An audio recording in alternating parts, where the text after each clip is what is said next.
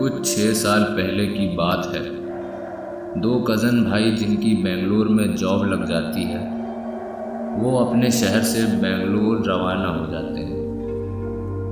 Bangalore station से जब वो ऑटो में बैठते हैं तो ऑटो वालों से पूछते हैं, हमें कोई रहने की जगह बताइए क्योंकि हम यहाँ नए हैं। फिर ऑटो वाला उन्हें मेन सिटी से दूर एक हॉस्पिटल के पास एक वीराने घर पर ले जाता है और कहता है कि आप लोग यहाँ की मालकिन से बात करके एक कमरा किराए से ले लो। निशांत अंदर जाकर मालकिन से पूछता है कि यहाँ कोई कमरा किराए से है, तो मालकिन कहती है हाँ है। तो निशांत पूछता है दिखाइए।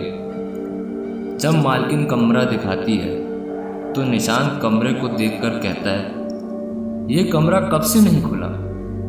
वह कहती है ये कमरा 2 साल से नहीं खुला क्योंकि यहाँ कोई आता ही नहीं। तभी सूरज कहता है देख के ही समझ आ रहा है। इसी बात पे मालकिन बोलती है कि आप लोगों को कमरा पसंद नहीं आया हो तो दूसरा दिखा दो, लेकिन उस कमरे का किराया थोड़ा ज़्यादा रहेगा।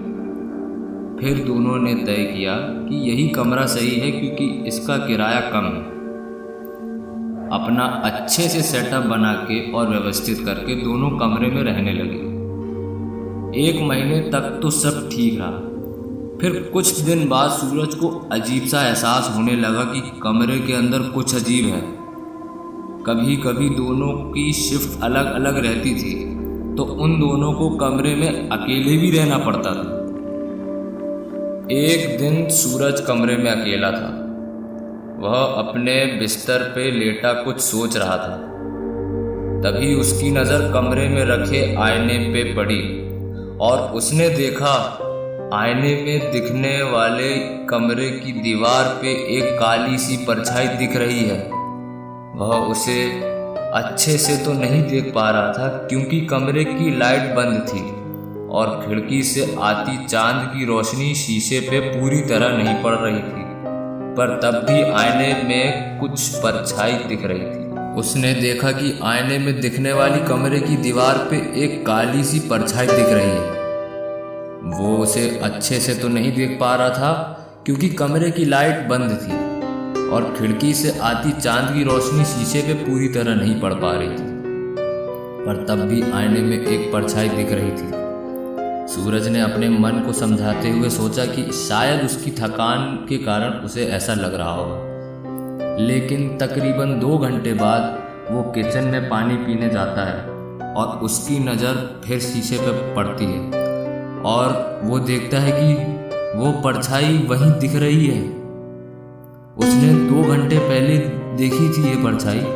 वो घबरा गया और जल्दी से कमरे की लाइट जलाकर बोलने लगा कौन है वहाँ पर। लेकिन वहाँ से वो परछाई गायब हो जाती है। ये बात उसने निशांत को अगले दिन बताई और कहता है कि उसे यहाँ कुछ ठीक नहीं लग रहा, यहाँ कुछ गड़बड़ है। निशांत इस बात पर विश्वास नहीं करता है और सूरज से बोलता है कि तुम्हारी नींद पूरी नहीं हो पा रही होगी इसलिए तुम्हें ऐसा लग रहा होगा। ऐसा कह के निशांत उसकी बात काटता है।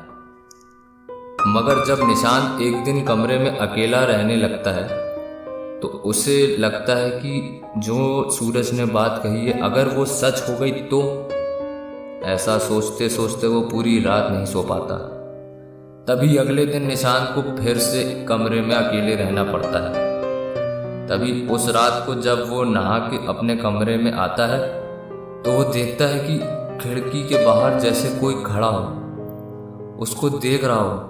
लेकिन जब वो वहाँ टॉर्च मारता है तो वो वहाँ देखता है कि वहाँ कुछ नहीं है। अगले दिन ही निशांत भी सूरज से इस बारे में बात करने लगता है कि उसे भी यहाँ रहना कुछ ठीक समझ नहीं आ रहा है। तभी दोनों तय करते हैं कि उन्हें दूसरी जगह रेंट पर कमरा ले लेना चाहिए। लेकिन जब वो कमरा तलाश करते हैं तो उन्हें पता चलता है कि बारिश के मौसम के चलते उन्हें कमरा 1 महीने के बाद ही मिल पाएगा, वो भी कहीं भी, क्योंकि बरसात के कारण कोई भी किराएदार अपना मकान खाली नहीं कर पाते, इसलिए उन्हें 1 महीना और ठहरना पड़ेगा। अगले दिन जब वो दोनों सब्जी खरीदने बाहर निकलते हैं तो उन्हें एक बूढ़ा सा व्यक्ति मिलता है।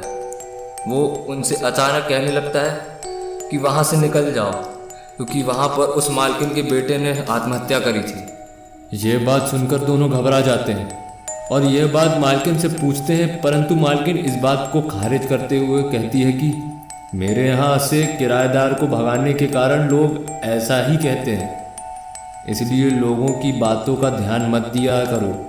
ऐसा सुनकर दोनों वहाँ से अपने कमरे चले जाते हैं। फिर 4 दिन बाद वो दोनों सब्जी खरीदने बाहर आते हैं। तभी सूरज को याद आता है कि उसने थैला कमरे में ही छोड़ दिया था। तभी सूरज कमरे की तरफ जाता है और जैसे ही कमरे का ताला खोलता है तो उसे दिखता है कि उसके बिस्तर पर कोई अनजान आदमी सा सो रहा हो, परंतु उसे यह नहीं पता था कि वो एक प्रेत था। वो तभी आवाज़ में पूछता है कि कौन हो तुम?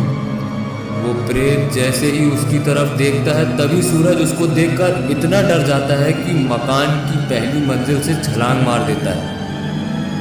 यह घटना होने के बाद वो दोनों तुरंत उस घर को छोड़ देते हैं और सूरज अपने पैरों का इलाज करा के अपनी नौकरी खुशी खुशी जाने लगता है।